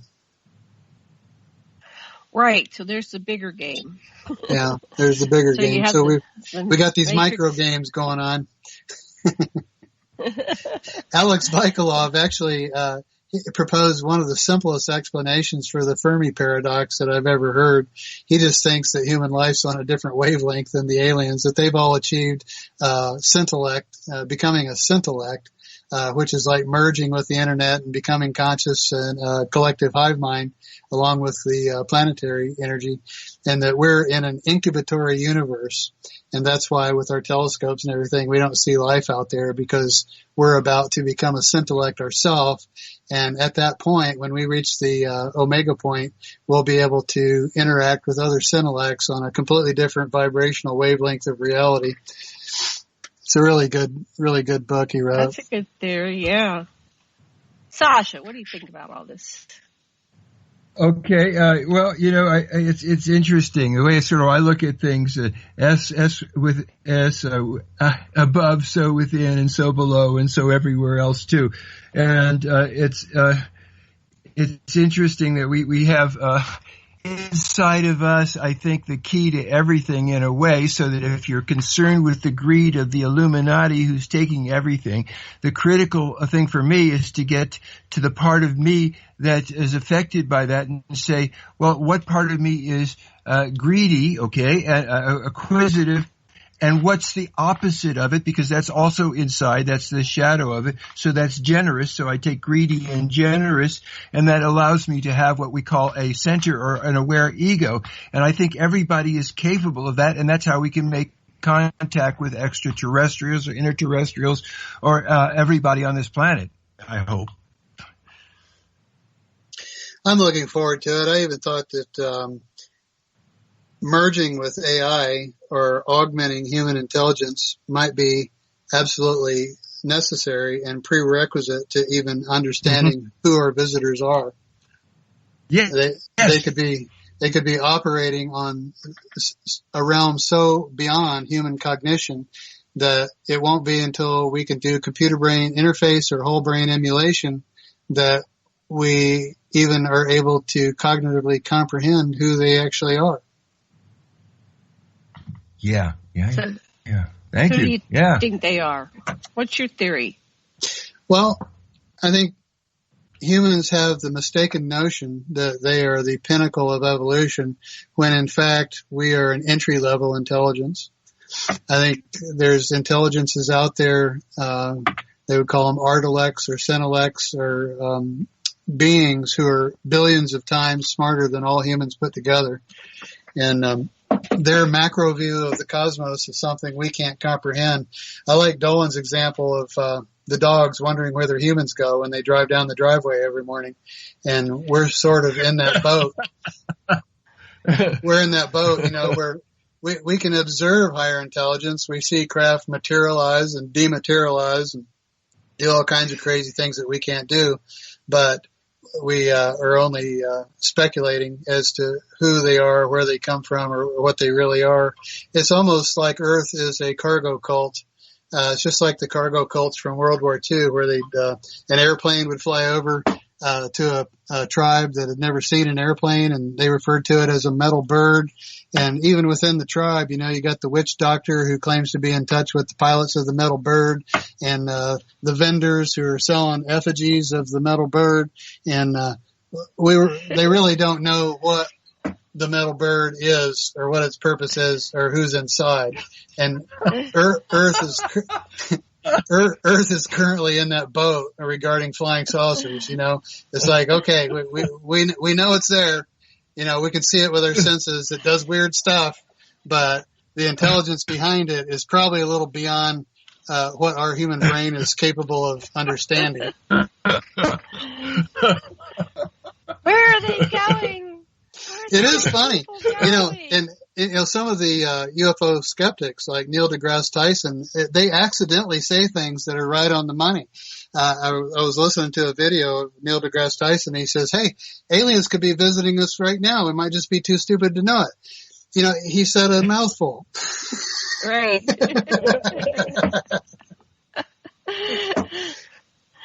Yeah, you're right, Neil. I think that's true. Bingo. There you go. Yeah. What Freud said, the neurotic act always contains within it whatever it's meant to deny. And so that's what I hear Degrassi is he can't give his materialist thing without dropping the opposite in the course of it, as though it's an aside. Yeah, one of the most fantastic thing of coming to an understanding that there is a non-human presence on Earth quite frequently is knowing that the finest minds on Earth grapple with this, and fail. From Stephen Hawking to Tyson to Bill Nye, the science guy, he got his rear end handed to him on Larry King. I don't know if you've seen the episode where. No, what happened? Oh my God. Robert DeSalis and Bruce Jacobs, I believe is his name, that saw the Van de Graaff Air Force Base, saw the flying saucer circle around the fake warhead and disappear. He got all upset with Bill Nye. Bill Nye was trying to propose that everyone at Maelstrom was drunk when they saw the flying saucer, when the Minutemen shut down, that they had been drinking. And Jacobs got visibly upset with him and just tore into him. And it's really worth watching. If you just if you go to YouTube and watch Bill Nye, Larry King, it'll pop up for you. It's fun to watch. Bill Nye and Larry King. Okay. Yeah, he really gets grilled. Yeah. But yeah, the finest minds on Earth that prove it to me, people. The UFO phenomena is beyond their comprehension. And instead of the UFO phenomena being beneath them, it's actually quite above them. We may actually have been exposed to some alien artificial superintelligence from time to time, that did crazy things. Like in 1954, there was over 1,000 flying saucer landings and occupant reports. There were so many of them that mathematician Amy Michelle plotted them on a map and came up with the straight line mystery, how in the center of the reported sightings there was a cigar craft, and then there was the little disc sightings that formed these little star patterns. And he wrote Flying Saucers and the Straight Line Mystery. I think he calls it orthoteny. So there was a very patterned, systematic phenomena that happened in 1954 in France that came and went. And, who knows, we may be talking about an alien ASI that had a mission that we can't even comprehend, that exposed itself in a weird way to humanity and then left. So say that again. This happened in what year? 1954 in France. There was over 1,000, close encounters of the third kind, I guess what you call them, where the flying saucer lands and little occupants come out, and the witnesses report both landed discs and occupants exiting. And there was a whole rash of them in 1954, so many that Amy Michelle plotted them on a map of France and found out that there was star patterns to it, that there was a method to the madness. It wasn't just, if it was a random viral rumor or, mentally ill people talking crap, whatever, you wouldn't see a distinct pattern like what he was able to ascertain. Wow. So there's lots of ways that anybody of a scientific bent can come to a very solid personal conclusion that there's a core reality to the flying saucer phenomena. And it's amazing. When I started searching in the public domain, I was completely blown away by how much information is actually available at the public library and on Amazon. And personal testimonies. There's historical documentation going back thousands and thousands of years ago. Pastor Barry Downing wrote the Bible and flying saucers, the paleo flying saucer sightings that Alexander the Great saw and Ezekiel saw, and the ghosts of Enshi Imoto, and there's quite a few paleo sightings that are quite interesting. So it's a phenomenon that's been with us forever. It's on ancient cave paintings, 40,000 years old. See stereotypical gray aliens marked on cave walls in France. Let's look at this. Are we living in a virtual reality realm? Okay. Well, that goes back to James Gates and his assertion, and he actually exposed this in a debate to Neil deGrasse Tyson, that there was computer code embedded in the mathematics that described the physical universe. And it kind of blew Tyson away. He goes, you mean like computer code? He goes, no, computer code, ones and zeros. It's not only ones and zeros, it's a particular type of computer code discovered by Claude Shannon in the 1940s. So if you go back, assuming that the Big Bang model is accurate, there's several different parameters that had to be set with such a degree of precision that each and every parameter has a chance of 10 to the 80th power against it happening by accident. But for all 6 of them to be hit just right and hold steady for billions of years, that's completely beyond the scientific possibility of it being a random occurrence. So you can pretty much ascertain with confidence that the material universe is an intentional creation. The big question I have is whoever created it thought that basing it on predation and survival of the fittest was a good idea.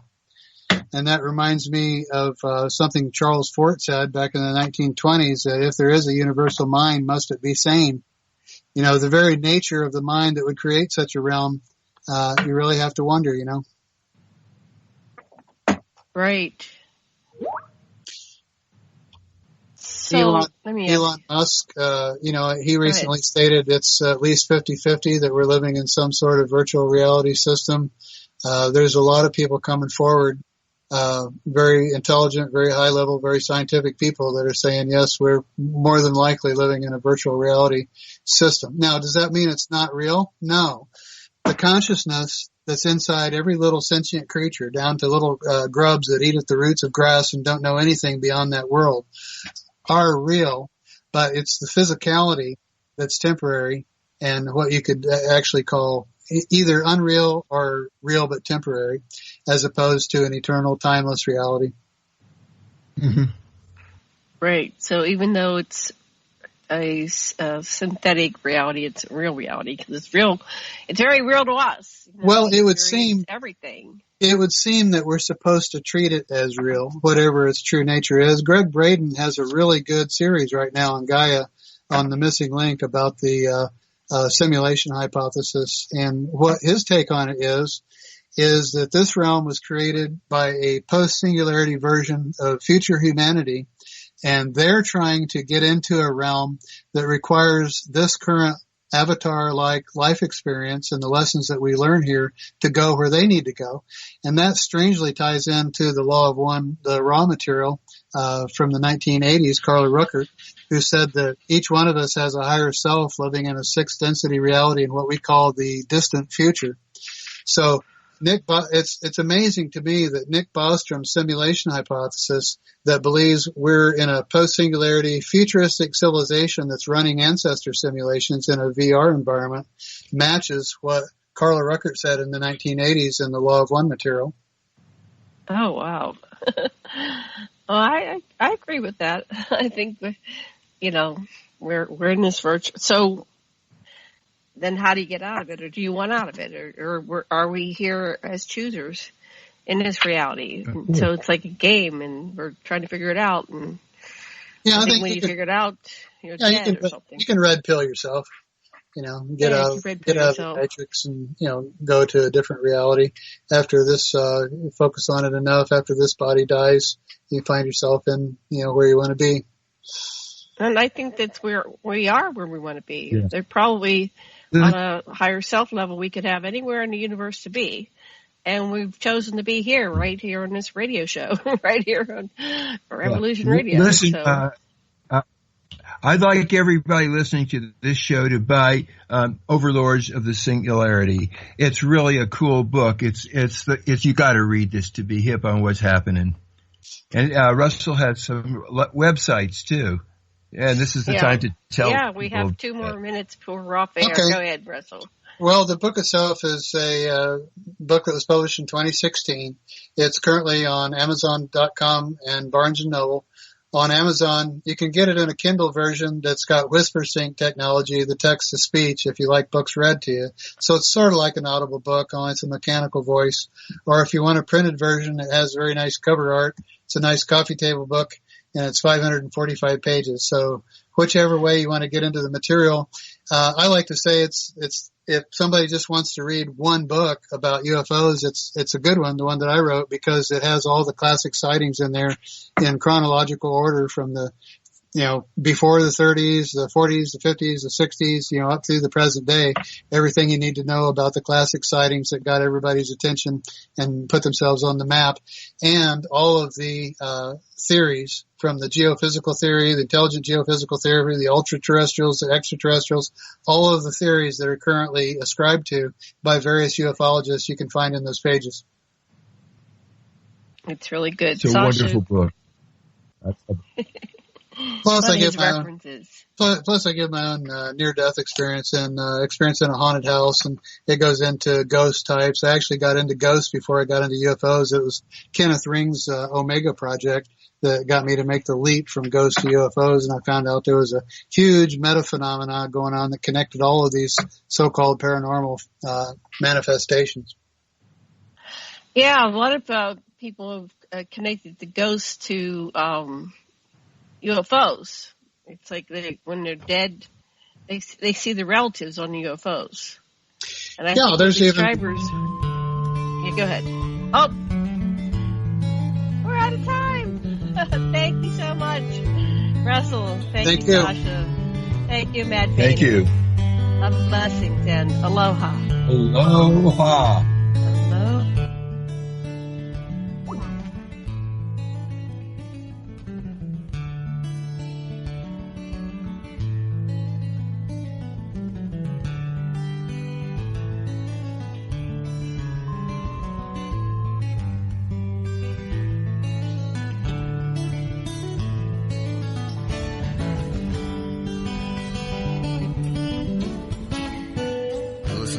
Radio at freedomslips.com, and we'll be right back after this message.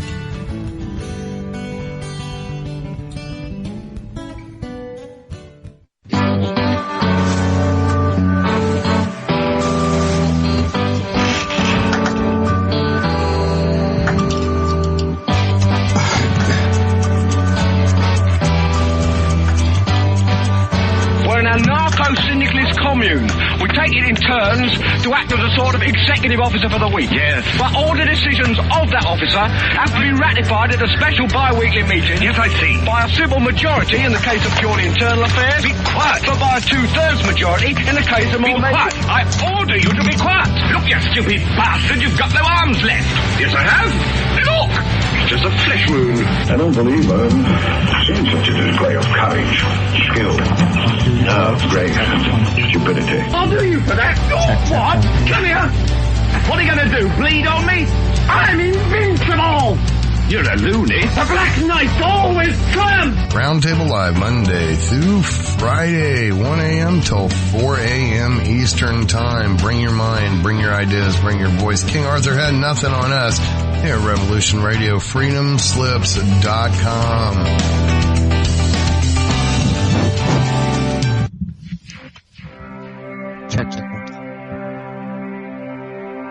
Most guys freeze. That's your cerebral cortex looking for an answer it doesn't have. See? Even your brain knows you're screwed. The body's filling with adrenaline right now, whether you know it or not. The heart's beating fast. It's getting a little harder to breathe. The neurobiological system is telling it to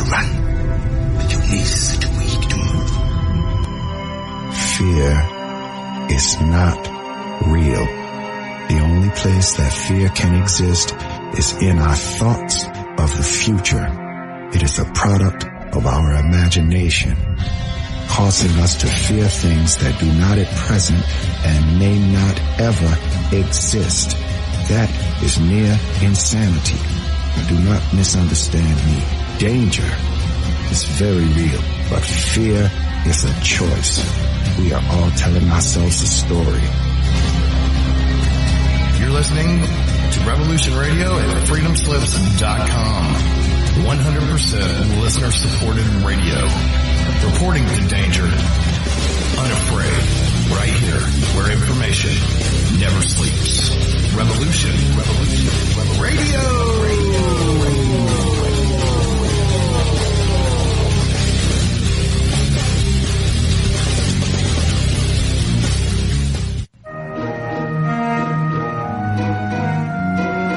The original machine had a base plate of prefamulated amulite, surmounted by a malleable logarithmic casing, in such a way that the two spurving bearings were in a direct line with the panel.